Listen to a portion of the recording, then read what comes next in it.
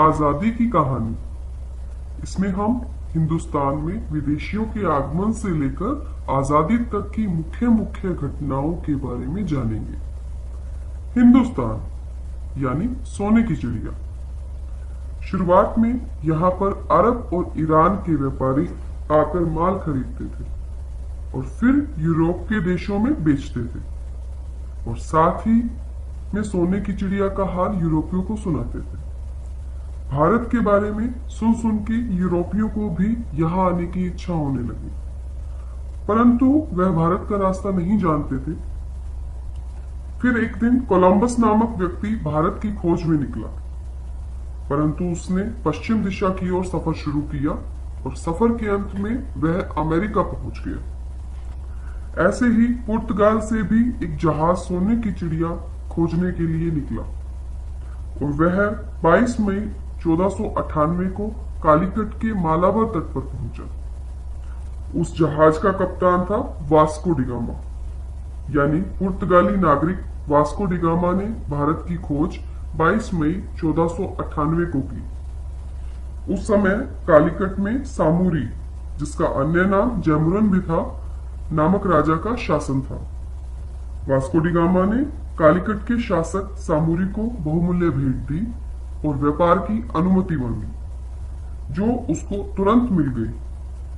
2 साल बाद सन 1500 में पुर्तगालियों ने कालीकट में अपनी कोठी बना ली और 3 वर्ष पश्चात कोठी के बाहर अपने सिपाही नियुक्त करके किलेबंदी भी कर ली। सन 1506 तक पुर्तगालियों ने गोवा से बंगाल तक अपना व्यापार फैला लिया, और वहीं दूसरी ओर सन 1526 में पानीपत की लड़ाई में जीत के बाद हिंदुस्तान में मुगल राज की शुरुआत भी हो गई थी। सन 1600 में ब्रिटिश यानी अंग्रेजों ने भी महारानी एलिजाबेथ से अनुमति लेके भारत में व्यापार करने के लिए ईस्ट इंडिया कंपनी बनाई, और 17वीं शताब्दी के शुरुआत में 24 अगस्त 1608 को हेक्टर नामक समुद्री जहाज से अंग्रेज भारत के सूरत शहर में पहुंचे। फिर हेक्टर जहाज के कप्तान विलियम हॉकिंस ने उस समय के बादशाह जहांगीर को इंग्लैंड के बादशाह जेम्स प्रथम का पत्र दिया और व्यापार की अनुमति ले ली। सन 1615 में अंग्रेजी हुकूमत ने सर थॉमस राय को मुगल दरबार में अपना पहला राजदूत बना के भेजा। कुछ समय पश्चात अंग्रेजों ने पुर्तगालियों की जड़ें कमजोर करनी शुरू की। उनके जहाजों को भी लूटा गया और साथ ही में अंग्रेजों ने अपनी पहली फैक्ट्री हुगली नदी के किनारे बना ली। फिर सन 1664 में फ्रांसीसी भी भारत आए और व्यापार फैलाकर अपनी जड़ें जमानी शुरू कर दी। उस समय उनका मुखिया था दुमास। उधर सन 1696 में औरंगजेब के समय में अंग्रेजों ने भी अपनी काफी कोठियां बना ली और अपनी सुरक्षा के लिए किलेबंदी भी कर ली।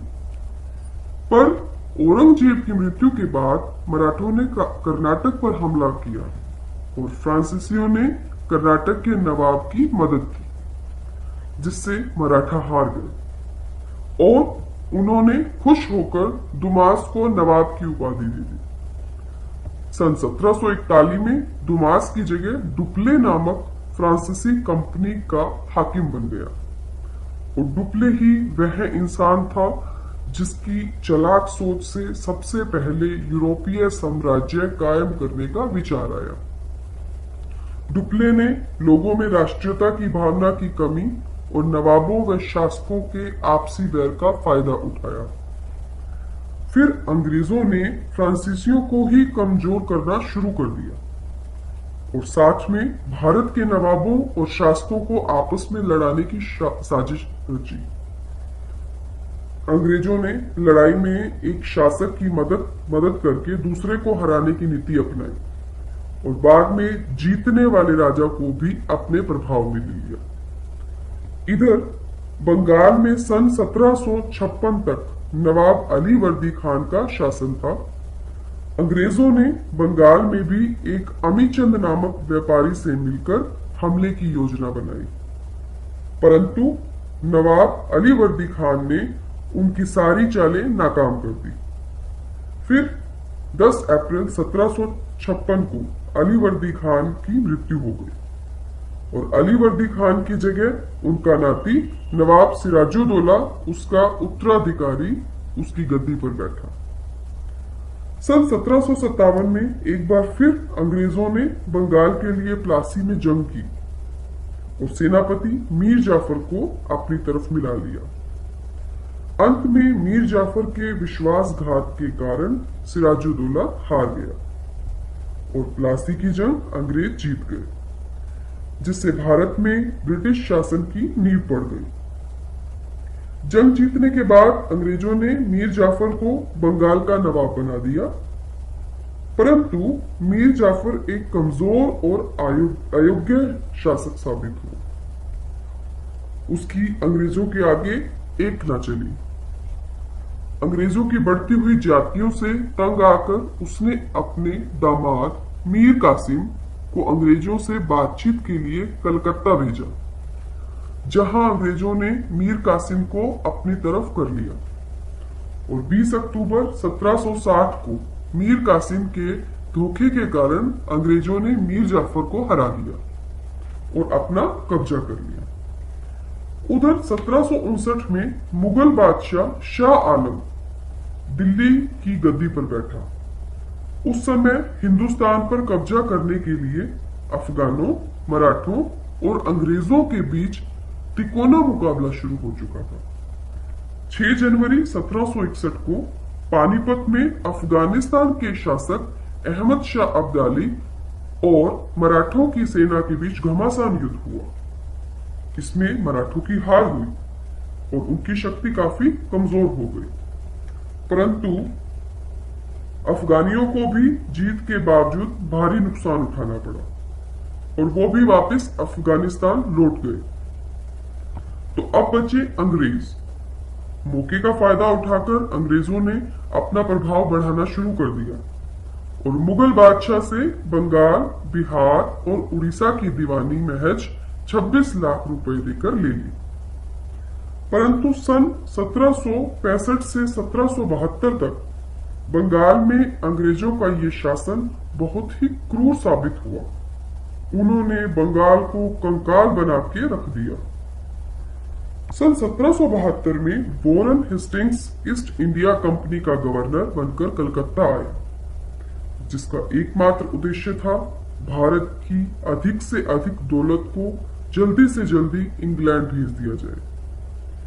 उस समय मराठों में पेशवा की गद्दी पर रघुनाथ राव बैठा था, क्योंकि गद्दी का असली हकदार उसका भतीजा नारायण राव अभी नाबालिग था। अंग्रेजों ने रघुनाथ राव को युद्ध का भय दिखाकर अपनी ओर मना लिया और धीरे धीरे रघुनाथ राव अंग्रेजों की चालों में भी आ गए। 30 अगस्त 1773 को रघुनाथ राव ने नारायण राव की हत्या करवा दी, जिसके बाद से वह अंग्रेजों की कठपुतली बनकर रह गया। वहीं मराठा दरबार में मौजूद नाना फडणवीस ने अंग्रेजों की चालों को रोकने की बहुत कोशिशें की। नाना फडणवीस ने कर्नाटक के शासक हैदर अली के साथ मिलकर अंग्रेजों की नाक में दम किए रखा। हैदर अली एक मामूली फकीर का बेटा था, परंतु उसने लड़ाई के सारे तौर तरीके सीख रखे थे। बड़ा होकर वह मैसूर की फौज में भर्ती हो गया और अपनी वीरता के कारण उसको सेना का प्रधान सेनापति बना दिया गया। फिर जंग में मराठों को हराने के बाद वहां के शासक ने प्रसन्न होकर हैदर अली को अपना प्रधानमंत्री बना दिया। अंग्रेजों को हैदर अली के बढ़ते कद से बहुत परेशानी हो रही थी। वहीं हैदर अली के बेटे टीपू सुल्तान की वीरता के किस्से भी अंग्रेजों को सुनने को मिलते थे। कर्नाटक को अंग्रेजों से जीतने के बाद हैदर अली ने अपने बेटे टीपू सुल्तान को 5000 सैनिकों के साथ मद्रास में अंग्रेजों से जंग करने के लिए भेजा और बाद में हैदर अली भी मद्रास पहुंच गया। उस जंग में अंग्रेजों को बहुत बुरी हार का सामना करना पड़ा और इसके साथ ही इंग्लैंड में ईस्ट इंडिया कंपनी की साख भी गिरने लगी और उनके सिक्कों की दर भी 40% रह गई। लेकिन 6 दिसंबर 1782 की रात को हैदर अली की मृत्यु हो गई, जिससे नाना फडणवीस की उम्मीदें भी टूट गई और अंग्रेजों के लिए हैदर अली की मृत्यु वरदान साबित हुई। हैदर अली के बाद उसका बेटा टीपू सुल्तान शासक बना। अंग्रेजों ने उसको भी जंग में उलझाए रखा और आखिर में अपने लोगों की ही गद्दारी की वजह से टीपू को हारना पड़ा। टीपू सुल्तान कहा करता था कि 2 वर्ष शेर की भांति जीना बहुत अच्छा है, बजाय 200 वर्ष भेड़ की तरह जीने से। उस समय तक अंग्रेजों की मोहर पर दिल्ली सम्राट का विशेष सेवक शब्द लिखा होता था, परंतु सन 1785 में माधवराव सिंधिया ने दिल्ली पर अपना प्रभाव जमा लिया। मुगल सम्राट के सारे अधिकार सिंधिया के पास आ गए और इसके बदले मुगल सम्राट शाह आलम को केवल 6 लाख रुपए सालाना दिए जाने लगे।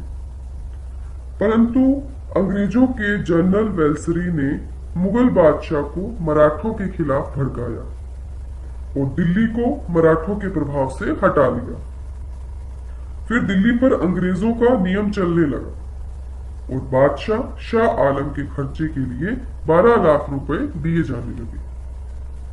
उधर अंग्रेजों की चालों से तंग आकर महाराजा जसवंत राव होलकर और दौलत राव सिंधिया एक हो गए, जो अंग्रेजों के लिए बहुत बड़ी चुनौती बन गए और अंत में अंग्रेजों ने दौलत राव सिंधिया द्वारा चंबल और ताप्ती के बीच जीता हुआ इलाका उनका ही मान लिया और जसवंत राव होलकर को भी ताप्ती और गोदावरी के दक्षिण का इलाका दे दिया गया। फिर लॉर्ड हेस्टिंग्स ने मराठों की ताकत कम करने की योजना बनाई और उनकी ताकत पिंडारी जाति में झूठे भ्रम फैलाकर उनको आपस में लड़ाकर ही खत्म कर दिया। इसके बाद कंपनी का प्रभाव और बढ़ गया। फिर अंग्रेजों ने एक और योजना बनाई, भारत के उद्योग धंधों का नाश करने के लिए, और इससे संबंधित एक एक्ट भी पास किया गया, जिससे धीरे धीरे भारत के कागज, चीनी, लोहा उद्योग नष्ट कर दिए गए और भारत को भयंकर दरिद्रता और गरीबी की ओर धकेल दिया गया। उधर उस समय पूना में बाजीराव पेशवा का शासन था और बापू गोखले उसके प्रधान सेनापति थे, जो बहुत वीर और देशभक्त थे। 30 अक्टूबर 1817 को अंग्रेजों ने पूना के पास डेरा डाल लिया। 5 नवंबर 1817 को खड़की के पास दोनों ही सेनाओं में युद्ध शुरू हुआ, लेकिन अपनों के विश्वासघात के कारण बापू गोखले वीरगति को प्राप्त हो गए। बाजीराव के खिलाफ अंग्रेजों ने एक चाल चली। शिवाजीराव के वंशज सतारा के नाबालिग राजा प्रताप सिंह को शासक बनाने का वादा उसकी मां को किया और इसका ऐलान भी जारी कर दिया, जिससे बाजीराव बहुत कमजोर हो गया और उसने अंग्रेजों की अधीनता स्वीकार कर ली। उधर दिल्ली के बादशाह अकबर शाह की 1837 में मृत्यु हुई और उसका बेटा सम्राट बहादुर शाह गद्दी पर बैठा। और इधर धीरे धीरे लॉर्ड डलहौजी ने भारतीय नरेशों पर यह पाबंदी लगाई थी कि अगर उनके अपना पुत्र ना हो तो वो कंपनी की मंजूरी के बिना किसी को गोद लेकर राज्य का उत्तराधिकारी नहीं बना सकते। और अपनी इस नीति की वजह से कंपनी ने बहुत से राज्यों को अपने अधिकार में ले लिया था। सतारा, पंजाब, नागपुर, सिक्किम, सबलपुर आदि रियासतें ऐसे ही ली गई। परंतु झांसी में स्थिति विस्फोटक बनी। झांसी के राजा गंगाधर राव की मृत्यु 21 नवंबर 1853 को हुई। उन्होंने अपने कुल के बालक दामोदर राव को गोद लिया था और कंपनी को भी इसकी सूचना दी थी। परंतु 13 मार्च 1854 को एक ऐलान द्वारा झांसी को अपने राज में मिला लिया गया। झांसी की रानी लक्ष्मीबाई ने डलहौजी के आदेश का कड़ा विरोध किया। उधर दक्षिण में पेशवा बाजीराव के गोद लिए पुत्र नाना साहिब के साथ भी कंपनी ने बहुत दुर्व्यवहार किया। सन 1856 तक आते आते अंग्रेजों ने बादशाह को नीचा दिखाना शुरू कर दिया। उन्होंने बादशाह बहादुर शाह को नजर और भेंट देना बंद कर दिया। अंग्रेजों ने गवर्नर जनरल की मोहर से भी दिल्ली सम्राट का विशेष सेवक शब्द निकाल दिया। बादशाह के नाम पर आने वाला कंपनी का सिक्का भी बंद कर दिया। बादशाह के हुए अपमान से बादशाह और दिल्ली की जनता में विद्रोह की चिंगारी भड़क उठी, जो आगे चलकर 1857 की क्रांति की वजह बनी। 1857 पहला भारतीय स्वतंत्रता संग्राम। यह किसी एक घटना का परिणाम नहीं था, बल्कि कंपनी का बढ़ता हुआ प्रभाव और अंग्रेजों द्वारा भारतीयों पर किए जा रहे जुल्मों का फल था। 1857 की क्रांति का एक कारण धार्मिक मामलों में हस्तक्षेप करना भी था। झांसी की रानी लक्ष्मीबाई, तांत्या टोपे, बिहार केसरी बाबू कुंवर सिंह, नाना साहिब पेशवा जैसे वीरों के दिलों में क्रांति की आग सुलग चुकी थी। मुगल बादशाह बहादुर शाह जफर ने देश के इन तमाम लोगों से संपर्क किया और क्रांति के लिए तैयार किया। बिठूर में नाना साहिब के सलाहकार अजीमुल्ला खान ने क्रांति के लिए गुप्त संगठन बनाया और दिल्ली के बादशाह के झंडे के नीचे मिलकर विद्रोह करने का निश्चय किया। उस समय क्रांति के 5 मुख्य केंद्र थे: दिल्ली, बिठूर, लखनऊ, कलकत्ता और सतारा। और क्रांति के प्रचार में 2 मुख्य चिन्ह कमल का फूल और रोटी का प्रयोग किया गया। कमल का फूल सेनाओं में और रोटी जनता में घुमाई जाती थी, जिसके माध्यम से गुप्त संदेश लिया जाता था कि वो सब विद्रोह के लिए तैयार हैं। क्रांति का दिन 31 मई 1857 तय किया गया और इसकी सूचना केवल मुख्य नेताओं और पलटनों के अफसरों को दी गई। परंतु फरवरी 1857 को बैरकपुर छावनी में 19 नंबर पलटन को नए कारतूस दिए गए, जिसमें गाय और सुअर के मांस की चर्बी का प्रयोग किया गया था, जिससे सैनिकों में रोष पैदा हो गया और पलटन में मंगल पांडे भी मौजूद था। और 29 मार्च 1857 को पलटन को बुलाकर कारतूस के प्रयोग के लिए कहा गया। तब मंगल पांडे ने सामने आकर विरोध किया और सबसे पहले मेजर ह्यूसन को गोली चलाकर मार दिया। परंतु अंत में मंगल पांडे को जख्मी हालत में गिरफ्तार कर लिया गया। 6 मई 1857 को मेरठ छावनी में 90 सिपाहियों की पलटन को भी इन कारतूसों को प्रयोग करने के लिए दिया गया, परंतु 90 में से 85 सिपाहियों ने उन कारतूसों का प्रयोग करने से मना कर दिया, जिससे उन 85 सिपाहियों को गिरफ्तार कर लिया गया और 3 दिन बाद 9 मई को उनकी बहुत बेइज्जती की गई, जिससे सभी में आक्रोश फैल गया। फिर उस ही रात गुप्त सभाएं बुलाई गई और दिल्ली में भी खबर भेज दी कि हम 31 मई तक नहीं रुक सकते और विद्रोह कर रहे हैं। 10 मई को विद्रोह हो गया और अंग्रेजों को मारकर सभी 11 मई को दिल्ली पहुंच गए और 16 मई तक दिल्ली में भी अंग्रेजों का कत्लेआम हुआ। इसके बाद धीरे धीरे यह क्रांति पूरे देश में फैल गई, परंतु 14 सितंबर 1857 को अंग्रेजों ने आक्रमण करके दिल्ली के 3/4 हिस्से पर कब्जा कर लिया और फिर धीरे धीरे दोबारा से अंग्रेजों का शासन कायम हो गया। इसके बाद सन 1858 में ब्रिटिश सरकार ने ईस्ट इंडिया कंपनी से भारत का प्रशासन अपने हाथों में ले लिया और क्वीन विक्टोरिया की उद्घोषणा हो गई। आगे चलकर सर एहो ह्यूम ने भारतीयों और अंग्रेजों के बीच की खाई को भरने के लिए प्रयास किए, जिसके परिणाम स्वरूप सन 1885 में भारतीय राष्ट्रीय कांग्रेस पार्टी की स्थापना हुई, जो भारत के नवयुग निर्माण में निर्णायक सिद्ध हुई और इसने आगे चलकर भारत की आजादी में अहम भूमिका निभाई। सन 1886 में राष्ट्रीय कांग्रेस पार्टी का दूसरा अधिवेशन कलकत्ता में हुआ, जिसमें बंकिम चंद्र चटर्जी द्वारा रचित वंदे मातरम पहली बार गाया गया।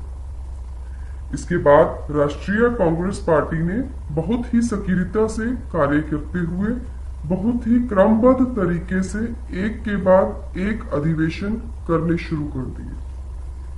उधर सन 1893 में मोहनदास करमचंद गांधी जी का एक केस के सिलसिले में दक्षिण अफ्रीका जाना हुआ, जहां पर रंग भेद की नीति की वजह से बहुत जुल्म किए जाते थे और गांधी जी भी इस नीति का वहां पर शिकार हुए और फिर वहां पर लोगों के उत्थान के लिए इसके खिलाफ कार्य करने शुरू कर दिए और वहां पर नेटल इंडियन कांग्रेस की स्थापना की। इधर सन 1905 में भारत के तत्कालीन वायसराय कर्जन ने बंगाल का विभाजन कर दिया और जो अंग्रेजों की फूट डालो राज करो वाली नीति का ही अंग था।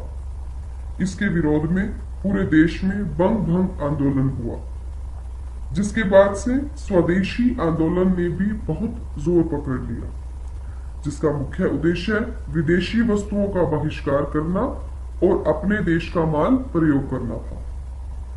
परंतु उधर अंग्रेजों ने अपनी फूट डालो राज करो नीति में एक और सफलता प्राप्त की और भारत में सन 1906 में मुस्लिम लीग का गठन करवा लिया, जिसके मुख्य नेता आगा खां एवं सलीम उल्लाह खां थे और सन 1907 तक आते आते तो कांग्रेस का ही विभाजन हो गया।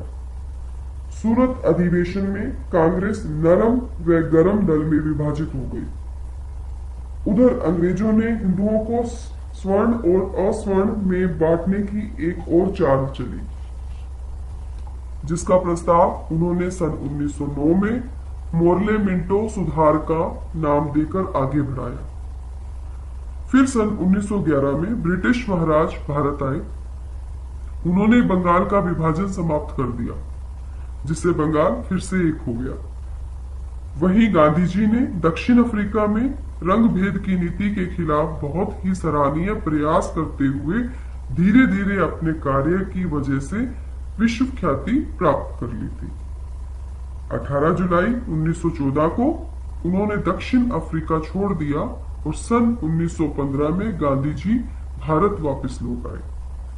वहीं सन 1914 में प्रथम विश्व युद्ध आरंभ हो चुका था और सन 1915 से 16 में श्रीमती एनी बेसेंट ने मद्रास होम रूल लीग की स्थापना की, जिससे प्रभावित होकर बाल गंगाधर तिलक ने पुणे में होम रूल लीग की स्थापना की। होम रूल लीग ने भारतीय राष्ट्रीय कांग्रेस की सहायक संस्था की भांति कार्य किया। वहीं सन 1916 दिसंबर में हिंदू मुस्लिम एकता पर जोर देते हुए लखनऊ समझौता हुआ। इसमें कांग्रेस ने मुस्लिम लीग के बीच समझौता हुआ। मोहम्मद अली जिन्ना और बाल गंगाधर तिलक इस समझौते के प्रमुख निर्माता थे। उधर सन 1917 में किसानों की दुर्दशा को दूर करने के लिए गांधी जी बिहार के चंपारण में अभियान शुरू कर रहे थे।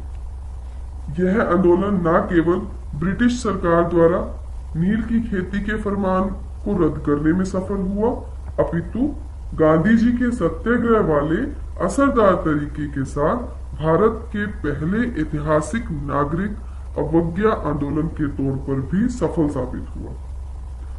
परंतु अंग्रेजों ने 19 मार्च 1919 को रॉलेट एक्ट यानी काला कानून पास किया, जिसमें भारतीयों के विद्रोह को कुचलने के लिए हर संभव प्रयास किया गया। इसके आधार पर भारतीयों को शक के तहत पर भी गिरफ्तार किया जा सकता था। 6 अप्रैल 1919 को रॉलेट एक्ट के खिलाफ अखिल भारतीय हड़ताल हुई और सत्याग्रह आंदोलन चलाया गया, जिसमें गांधी जी के साथ सरोजनी नायडू भी उपस्थित रही।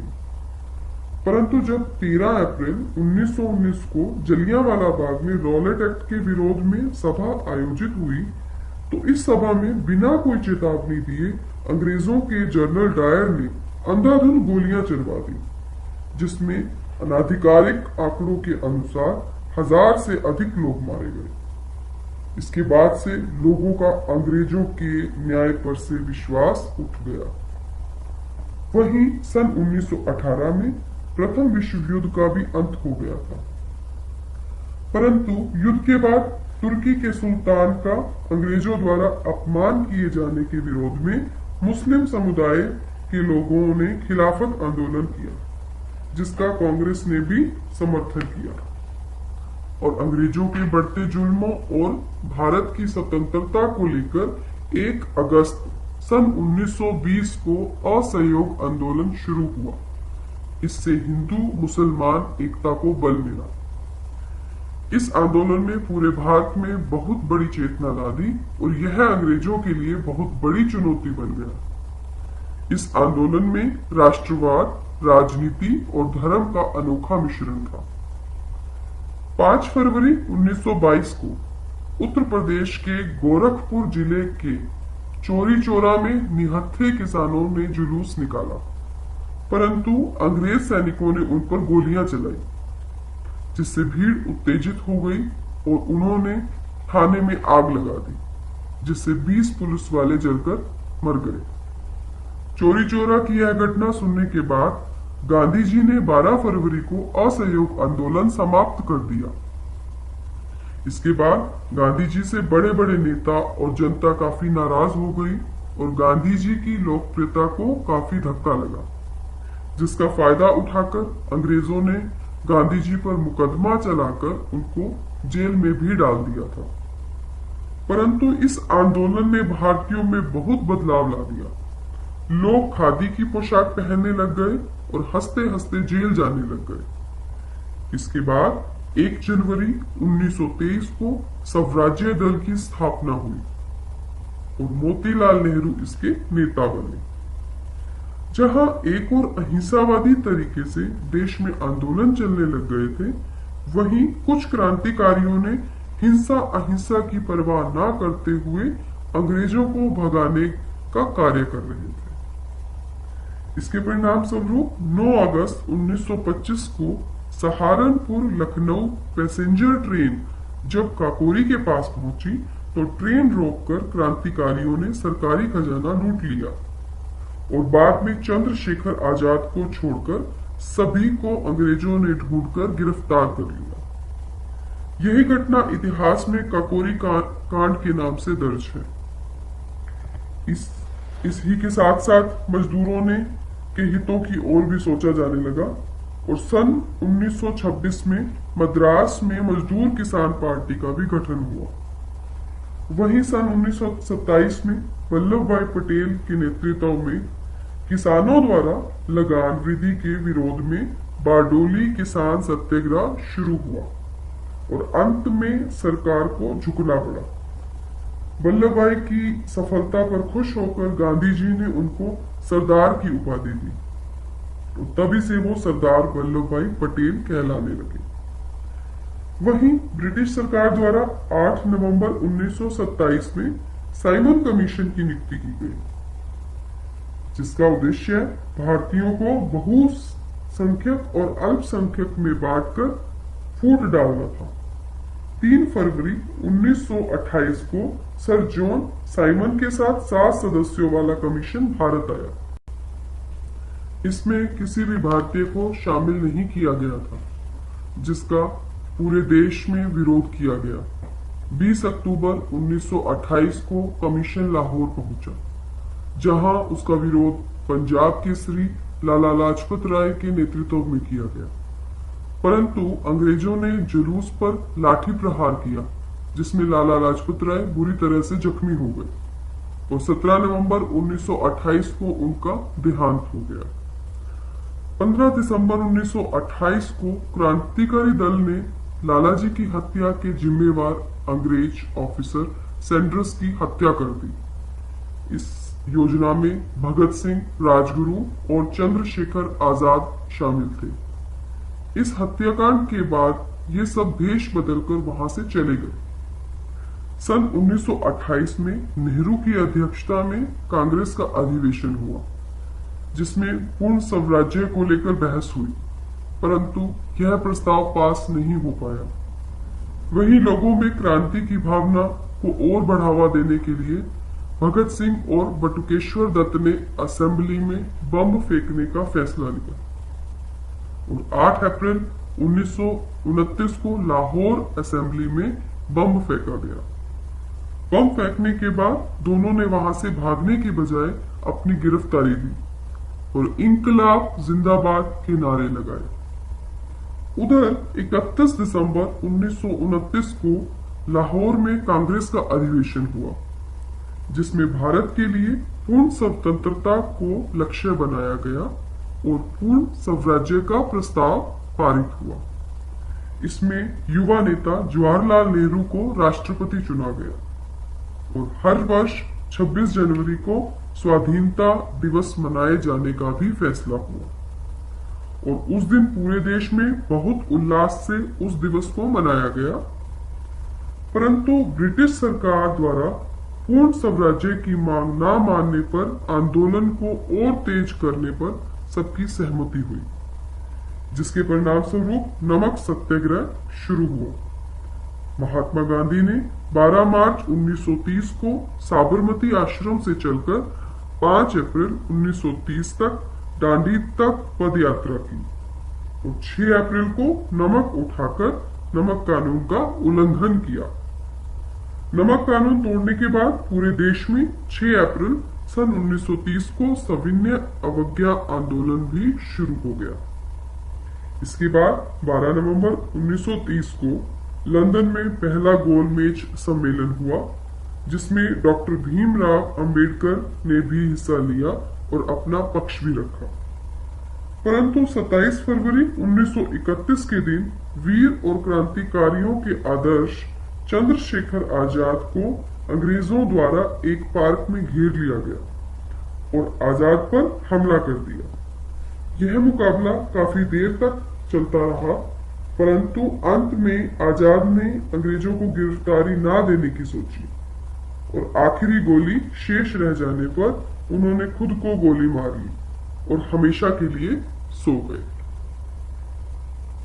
वहीं आगे चलकर 8 मार्च 1931 में गांधी इरविन संधि हुई, जिसमें पहली बार अंग्रेजों ने जनता की प्रतिनिधि संस्था से बात की और इस संधि के अनुसार सविनय अवज्ञा आंदोलन को निलंबित कर दिया गया। इतिहास में 23 मार्च 1931 का दिन काला दिन साबित हुआ। उस दिन भगत सिंह, राजगुरु और सुखदेव को फांसी दे दी गई, जिससे लोगों में भारी रोष उत्पन्न हुआ। वहीं गांधी जी और डॉक्टर अंबेडकर के बीच एक समझौता हुआ। यह समझौता सन 1932 सितंबर में हुआ और इसको पूना पैक्ट का नाम दिया गया। इसके तहत सांप्रदायिक पंचायत में दलितों के लिए प्रांतीय व्यवस्थापिका स्थापित करने पर सहमति बनी और सभाओं के प्रारंभ से राज्यों में 71 स्थान सुरक्षित किए गए, जो आगे बढ़कर 148 कर दिए गए। एक बार फिर 17 नवंबर 1932 को तृतीय गोलमेज सम्मेलन का आयोजन हुआ, परंतु इस सम्मेलन में कांग्रेस ने भाग नहीं लिया और आगे चलकर सन 1935 में ब्रिटिश सरकार द्वारा भारत सरकार अधिनियम लाया गया, जिसमें ब्रिटिश सरकार ने भारत को 11 प्रांतों में बांट दिया और शासन व्यवस्था में भारतीयों की भागीदारी को स्वीकार कर दिया गया था। परंतु इस एक्ट का सबसे चिंताजनक हिस्सा सांप्रदायिक बंटवारा था, जिसके फलस्वरूप मुस्लिम लीग को बढ़ावा मिला, जिसके मुखिया मोहम्मद अली जिन्ना थे। परंतु सन 1937 के चुनावों में कांग्रेस की जीत हुई और मुस्लिम लीग को विशेष सफलता नहीं मिल पाई और इधर सुभाष चंद्र बोस ने कांग्रेस में ज्यादा मत पाकर अध्यक्ष पद का चुनाव जीत लिया, परंतु उनके अध्यक्ष पद बनने से कांग्रेस में मतभेद खड़े हो गए, जिसको दूर करने के लिए बोस ने अध्यक्ष पद से इस्तीफा दे दिया और 1 मई 1939 को फॉरवर्ड ब्लॉक का गठन कर लिया। उधर दूसरा विश्व युद्ध भी शुरू हो गया था, जिसमें अंग्रेज सरकार भारतीयों को धकेल के खुद पीछे हटना चाहती थी। अंग्रेजों के इस उद्देश्य से नाराज होकर कांग्रेस के मंत्रिमंडलों द्वारा नवंबर के पहले हफ्ते में सभी ने इस्तीफा दे दिया और ब्रिटिश रवैयों का विरोध शुरू कर दिया। परंतु मुस्लिम लीग द्वारा कांग्रेस मंत्रिमंडलों के त्याग पत्र पर 22 नवंबर सन 1939 को मुक्ति दिवस मनाया गया। 24 मार्च 1940 को मुस्लिम लीग का लाहौर अधिवेशन हुआ, जिसमें उन्होंने अपने लिए अलग राष्ट्र यानी अप्रत्यक्ष रूप से पाकिस्तान की मांग भी उठा दी थी। वहीं नेताजी सुभाष चंद्र बोस ने अंग्रेजी हुकूमत की नाक में दम कर रखा था। वो नेशनल कॉलेज चलाने के साथ साथ राष्ट्रीय अखबार स्वराज के संपादक भी थे।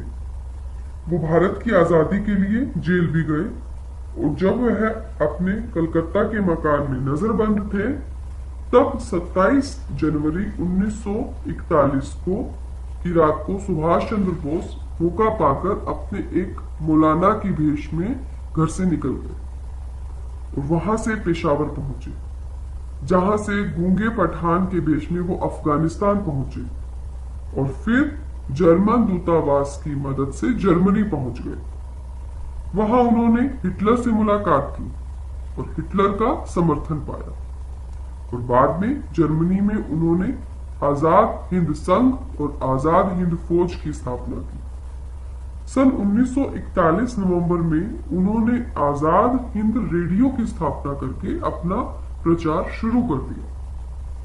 नेताजी के प्रभाव और द्वितीय विश्व युद्ध में हिटलर के बढ़ रहे प्रभाव से चिंतित होकर अंग्रेजों ने भारतीय नेताओं की बातें मानने पर विचार करना शुरू कर दिया, जिसके परिणाम स्वरूप 22 मार्च 1942 को क्रिप्स भारत पहुंचे और फिर क्रिप्स मिशन का प्रस्ताव आया, जिस पर भारत की किसी भी पार्टी या नेता ने सहमति नहीं दी और आखिर में महात्मा गांधी जी द्वारा 8 अगस्त 1942 को भारत छोड़ो आंदोलन शुरू हुआ, जिसका लक्ष्य भारत से ब्रिटिश शासन को उखाड़ फेंकना था। ब्रिटिश सरकार ने इसके प्रति बहुत ही सख्त रवैया अपनाया। फिर भी साल भर तक यह आंदोलन चलता रहा। 25 जून 1945 को शिमला सम्मेलन हुआ, जिसकी रूपरेखा तत्कालीन राजनीतिक स्थिति में सुधार लाने और भारत को पूर्ण स्वराज के लक्ष्य की ओर अग्रसर करने के लिए तैयार की गई थी। इसमें सभी राजनीतिक दलों ने भाग लिया, परंतु यह सफल नहीं हो पाया। शायद भारत के विभाजन को रोकने का यह अंतिम अवसर था जो हाथ से निकल गया था। इसके बाद 15 मार्च 1946 को प्रधानमंत्री एटली द्वारा भारत को स्वतंत्र करने की घोषणा की गई, जिसके बाद 24 मार्च 1946 को कैबिनेट मिशन ने भारत दौरा किया और सन 1946 मार्च में जून में संविधान सभा के लिए चुनाव हुए। इसके बाद मुस्लिम लीग द्वारा 16 अगस्त 1946 को प्रत्यक्ष कार्रवाई दिवस मनाया गया। आगे जाकर 2 सितंबर 1946 को अंतरिम सरकार की स्थापना हुई, जिसमें नेहरू प्रधानमंत्री बने। फिर 9 दिसंबर 1946 को संविधान सभा दिल्ली में मिलती है और 20 फरवरी 1947 को ब्रिटिश प्रधानमंत्री एटली ने 1948 से पहले भारत को सत्ता का हस्तांतरण करने की घोषणा कर दी। 3 जून 1947 को माउंटबेटन योजना बनी, जिसमें वाइसराय लॉर्ड माउंटबेटन ने भारत विभाजन की घोषणा रखी और अगस्त 1947 में सत्ता के हस्तांतरण की घोषणा की। सन 1947 जुलाई में अंग्रेजों द्वारा भारतीय स्वतंत्रता अधिनियम पारित किया गया। फिर 14 अगस्त 1947 को पाकिस्तान भारत से अलग करके आजाद कर दिया गया और आखिर में आजादी का दिन यानी 15 अगस्त 1947 आ गया, जिस दिन भारत को स्वतंत्रता मिली। जबकि भारतीय गणतंत्र की स्थापना 26 जनवरी 1950 को हुई और डॉक्टर राजेंद्र प्रसाद भारत के प्रथम राष्ट्रपति बने। इस प्रकार विदेशियों और अंग्रेजों के चंगुल से बहुत लंबे संघर्ष और कुर्बानियों के बाद आज हम आजाद भारत में सांस ले पा रहे हैं। हमें कभी भी उनके अतुल्य योगदान को नहीं भूलना चाहिए। जय हिंद।